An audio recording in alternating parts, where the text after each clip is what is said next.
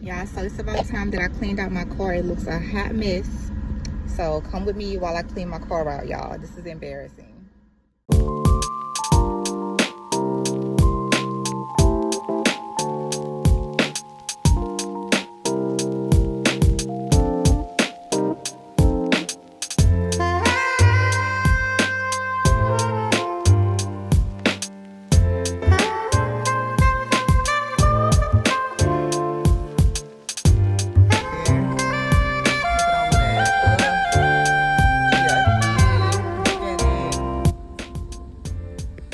In my car.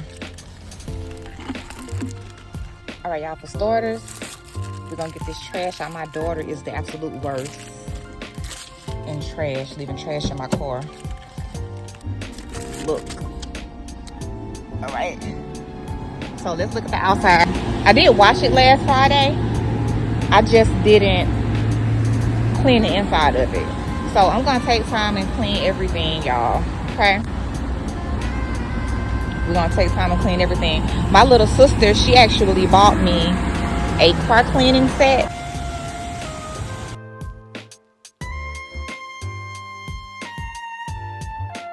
But one of the ways that I keep myself feeling good is by, keeping my car clean at all times. And like I said, right now it's a little crazy because I just got back from being out of town working.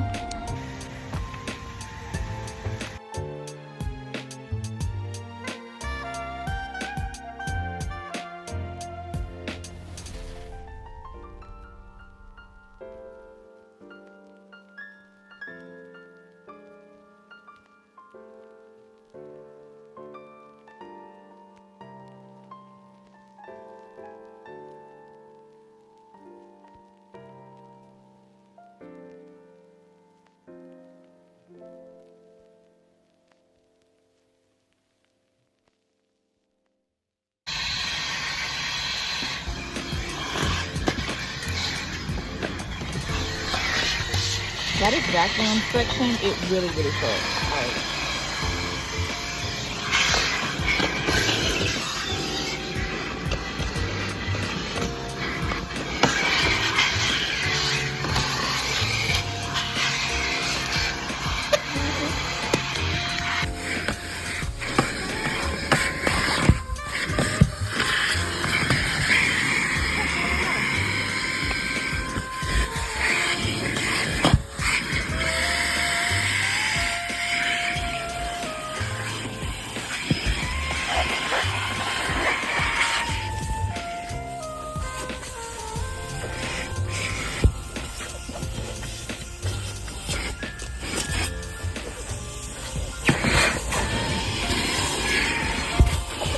that stuff is not coming out, y'all. I'm gonna have to actually scrub this, which is cool.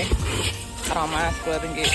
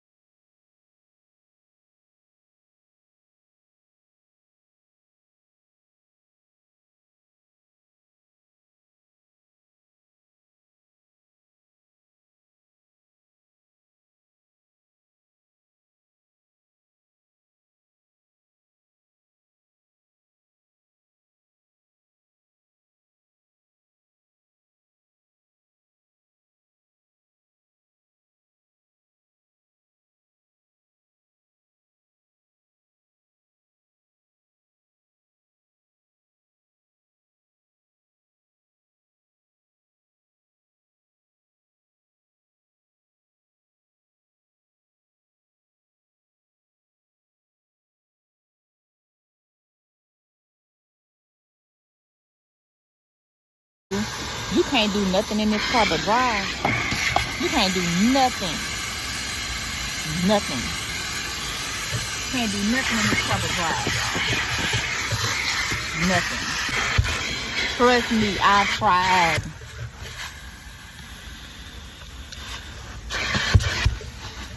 Can't do a thing.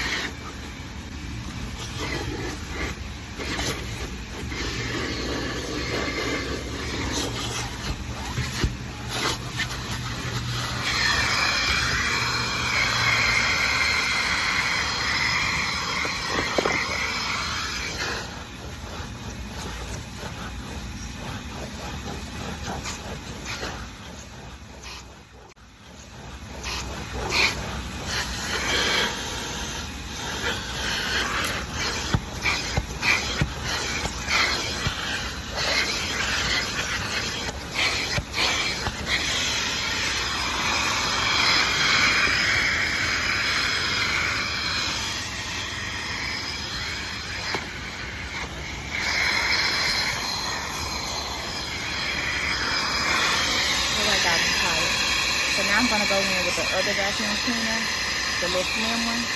But it seems like the friction on that one is like effed up. So let me try the other side. All right, y'all. So the other one was broke. So we're gonna use this one because it works, but Barely has any suction, so we're gonna try it and see what happens.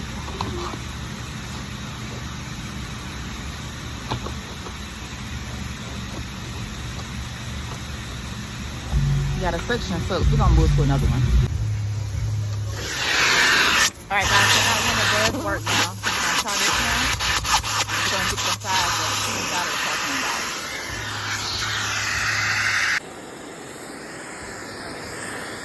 All the way down there. Clean it out, y'all. You can't see it, but you can hear it. Got all of that stuff on the side. All of that stuff on the side right there. Wasted food and stuff from my nephews.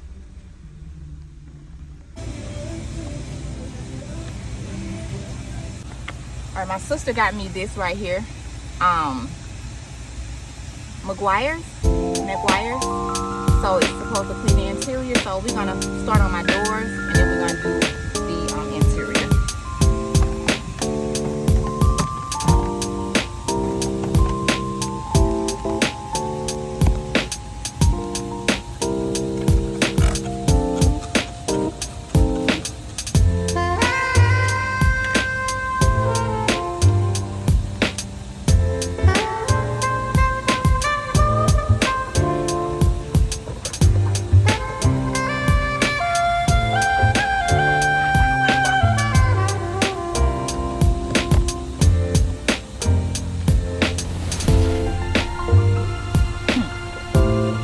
Y'all, so this makes me think of when I met my late boyfriend. This is my gas station that I always come to wash my car anyway, but it was a similar situation when I met him, because typically I wash my car, I told y'all I clean my car on a Friday or a Saturday, but today is a Tuesday, and typically I wouldn't be at this gas station this time of the day cleaning out my car, but since I'm off work right now, I'm here. So it just made me think about it.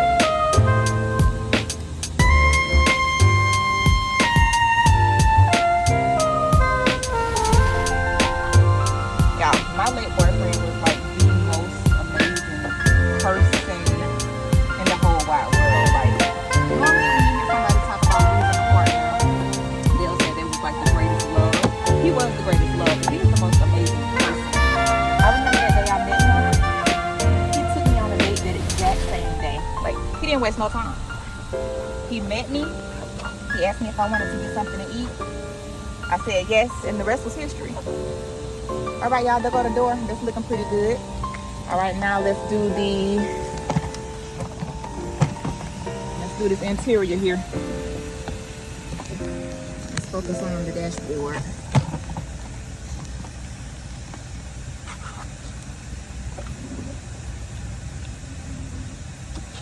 So y'all, now my boyfriend and I, we were extremely spiritual. We were extremely spiritually connected. We had a very strong spiritual connection. We used to communicate telepathically. So the other night, so you guys know he passed away in a car crash, a single car crash. He was by himself, no one was with him. And I never asked his mother all of the details what happened, because I didn't feel like it was appropriate to ask her, you know what I'm saying? So I asked my spirit guys the other day, I said, hey guys, can you guys show me exactly what happened to him that night? I said, I want to feel it, I want to hear it, I want to smell it, everything that happened to him that night, because I was all the way out of town working. I was in Texas working. It's about 10 hours away from where I live. So I asked my spirit team to show me. So I went into a meditation. My mentor told me how to do the meditation to be sure that I would see what I needed to see. So I went into my meditation. I got into a dark closet and I closed my eyes. I laid on my bed with my arms to the side so that if I needed to astral project, I could. And I lit a third eye chakra candle. And I closed my eyes and I focused in on my third eye. I started to focus on my crown. And once I started feeling my energy grow, it's like my energy got bigger. And then all of a sudden I started to feel lighter. which is some of the symptoms that my mentor told me I would feel to let me know when I was close enough to my spirit guides to ask them what I wanted to ask them.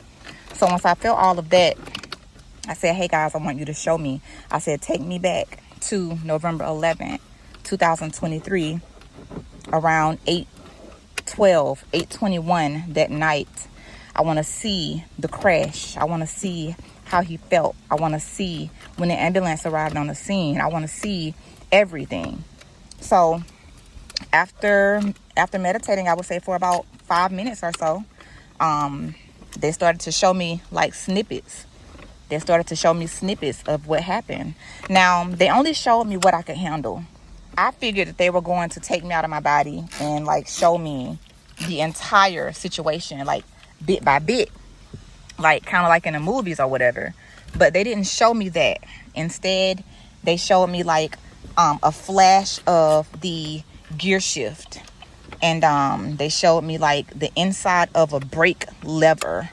I don't know if they were trying to show me that it was a car malfunction or what, but they were showing me that. And then they also showed me the ventilator in the hospital room, which I had never seen a ventilator enough to know how a ventilator looked.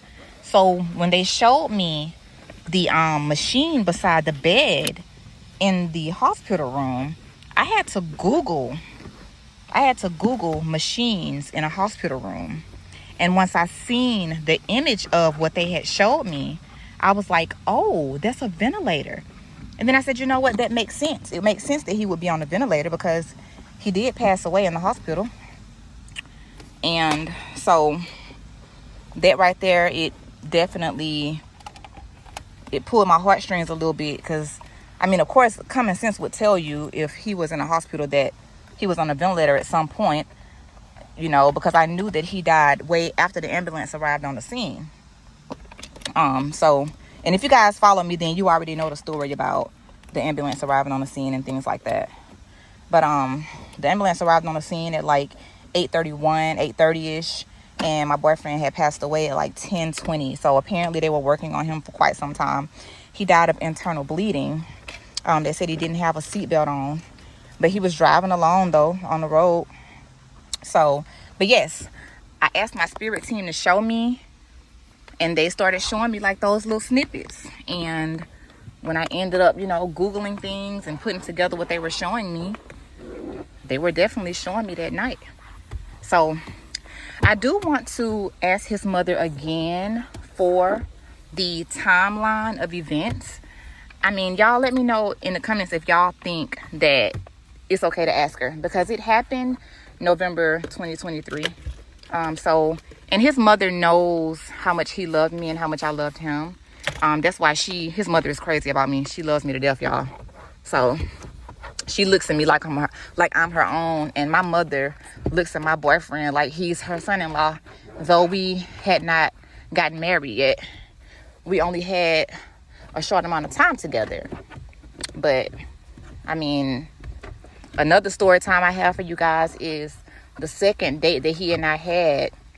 He invited me out to brunch, and once I got to brunch, he had already arrived before me. So he reached his hand out once I came around the corner inside of the restaurant. He reached his hand out to guide me to my seat. And y'all, the moment that I touched his hand, I had a flashback of deja vu. It's like I was walking down the aisle and I looked up at him in this quick flash of memory that I had. And I saw him standing at the end of the aisle, smiling, like waiting for me to make it to him. And it's like spirit confirmed, like, hey, this is your husband. Hey, this was your husband in another lifetime, or something like that. And it all happened like so quickly. And this happened as he was just touching my hand for like a few seconds. So I remember shaking my head really fast, like, wait a minute, what? That can't be a real vision, because I just met this guy. Like, I remember thinking that, you know. But that's how you know, like, the spirit realm is so real, y'all. Like, so real. So, all right, I'm gonna use this to clean this off, y'all. Y'all, my car's starting to look good. Y'all stay until the end so y'all can see the before and after pictures, because it's looking good up in here. The next thing I'm gonna have to do is I'm gonna scrub this back seat, get all these little pieces up to the best of my ability. Now I don't know how this gonna go, but we gonna see. Let's see. Can I prop this up for y'all so y'all can see me cleaning the seat? Let me see. Y'all know I keep on flipping the phone. Y'all work with me. Work with me, because my tripod was doing some weird stuff. All right, so now let's get to the back so I can kind of scrub the seat off.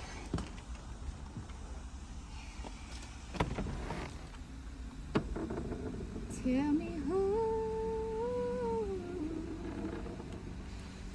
But yeah, y'all, this is something that I absolutely love to do. Like I said, I love keeping my car clean, because like when you look good, you feel good. And when you riding around in a clean car, it's like it give you a whole nother like vibe. Like, and then plus, like I said, I have a Camaro. It's a 2018 Camaro. And if y'all seen it when I first started the video, y'all can see my car is in very, very good shape. Like very good shape. So I love riding around, letting my sunroof, not my sunroof, let my is it called a sunroof? I guess it's called a sunroof, because it ain't a drop top. I just got the little, yeah, sunroof. So yeah, I love letting my sunroof down, let my sunroof back, and just like riding, especially in Florida, like especially when it's like warm in Florida, man, the beachy weather, like bro, I be feeling like the man. I be feeling like the man when I walk through. I be feeling like the man when I walk through.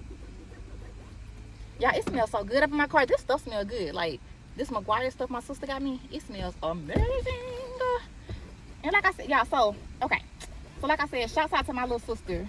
I don't know if she watching the video or not, but I doubt it, because she blocked me, y'all. So let me tell y'all why my sister blocked me. So I am the oldest. There is a 7-year age gap between my little sister and I. And I am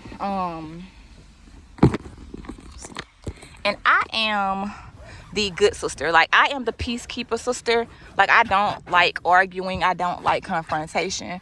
So normally if somebody, well shoot, normally if my sister says something weird or crazy to me, like I don't just let her handle me, but I kind of like pick my battles, because once again, I'm grown and I ain't got time for no little stupid shit. It's kind of like some things you gotta say something, sometimes you don't. You know what I'm saying? Okay, y'all, my seat look better. I got that little crusty stuff off that my nephew and them had wasted. But yeah, sometimes, you know, I pick my battles. So this is something sticky. I'm gonna have to get that steam clean. That's like some candy or something, but it's all good. Don't nobody be in my back seat. It's just me and my daughter. And she be in the front, y'all, because she's a teenager. But anyway, back to the story, because I'm getting sidetracked. So normally my sister say something to me, I kind of keep the peace. I be like, I just let it roll off my shoulders. So y'all know I work out of town a lot, so I'll normally be working in Texas or something. And my mom, thank God for my beautiful mother, like she will keep my daughter for me. However, my daughter is a teenager. My daughter is 13. And also I pay my mom $150 every single Friday to keep my daughter. So my mom had made, like she always does, she made an agreement with me, like, hey, yes, I'm not charging you because she's my grandchild. However, like, I do appreciate the money because my mom, she's not working right now. So I'm like, mama, I don't care if you're charging me or not, I'm gonna pay you because I know you're not working. And yeah, you ain't gotta do nothing for my child for real, but you are taking her back and forth to school and to dance, and she eating up all your food. So the least I could do is give you $150 every single Friday. So my mom was like, okay, cool. Like I said, as she always does. All right, y'all, they go to back seat. Per. So, let's see. So anyway, so my sister, she had texted me one morning because my mom was not feeling well. My mom had COVID. So my sister texts and she's like, hey, have you talked to mom? And I'm like, well, mother don't feel good. Like she had a cold. Like she's not feeling well. I think mom has COVID. And she was like, oh, well, she wasn't too sick to take Kindling to dance and to school this morning. Now, normally I wouldn't have said nothing, y'all. But since I'm in this era of cutting off all cycles that have been going on in my life that has not been serving me. Like, it's not just people, it's places and things. Like, it's jobs, it's friends, it's family, it's anything. And I was like, you know what, I can either keep on living every single month, every single day, and just letting her and other people say things to me, or I can break this cycle and speak the hell up for myself and set her in her place, so in the future I ain't got to worry about this no more. Because the worst pet peeve of mine, one of my worst pet peeves, is somebody who complains about something but does absolutely nothing to change it. So when she said what she said, she was like, oh, she wasn't too sick to take kindling to school. So I said, I'm tired of you putting me and kindling inside of every time something goes on. I said, I have nothing to do with that. I pay mom $150 every single Friday. She's not taking her to school just because she wants to take her to school. She's doing it because we have an agreement. So mind you, my sister, she has more than one child. And all of my sister's children are under the age of 10. So basically all of them are toddlers.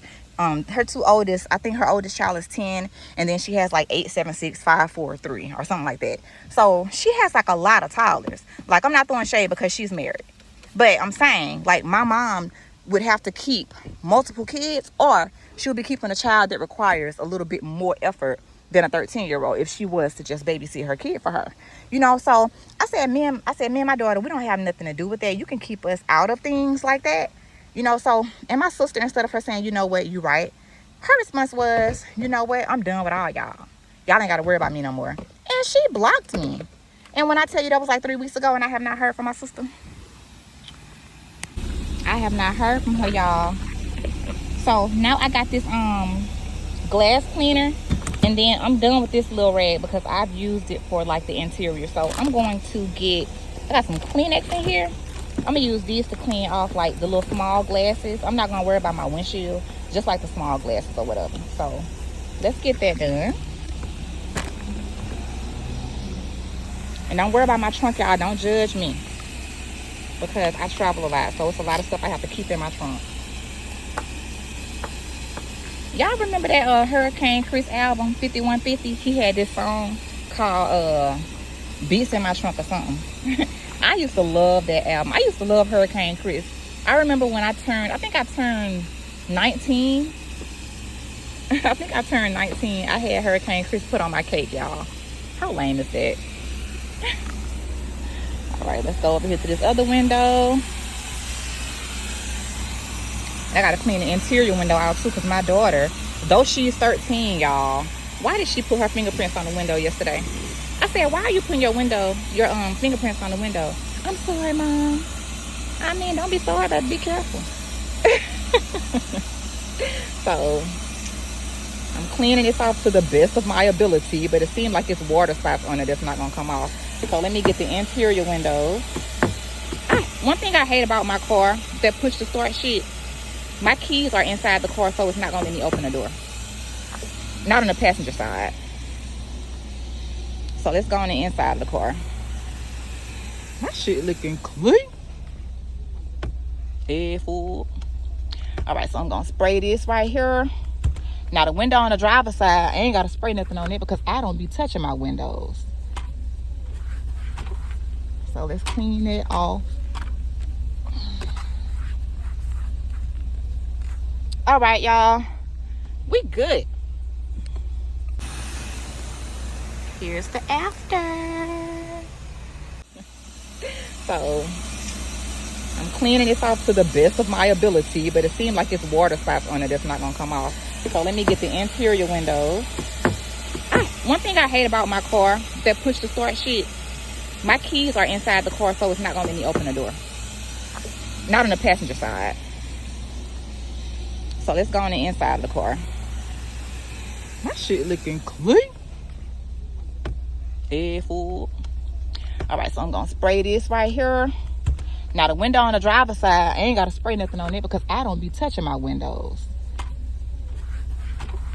So let's clean it off. All right, y'all, we good. Here's the after. Feeling like the man when I walk through. Feeling like the motherfucking man when I walk through. Feeling like the motherfucking hell I walk through, y'all.